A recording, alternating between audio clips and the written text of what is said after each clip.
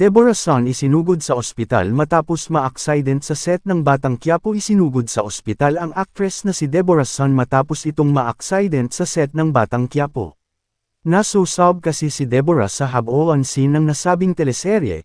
Ayon pa sa ulat ng Abante, sinabi raw ng manager ni Deborah na baka operahan daw at lagyan ng bakal dahil bukod sa mukha ay pati ang braso nito hanggang balikat ay namaga. Samantala, ayon sa ulat ng Bandera, nagpapasalamat si Deborah sa mga tumulong sa kanya. Paabot mo ang pasasalamat ko kay Senador Lito Lapid sa tulong na pinadala niya sa akin. Kay Aramina, Lorna Tolentino, and Tito Philip Salvador na sobrang silang nag-aalala sa akin. Maya't maya text ng text at tawag ng tawag kinakamusta ang kalagayan ko, sabi ni Deborah. And syempre sobrang din nagpapasalamat ako kay Direk Coco Martin at Abs na hindi nila ako pinababayaan.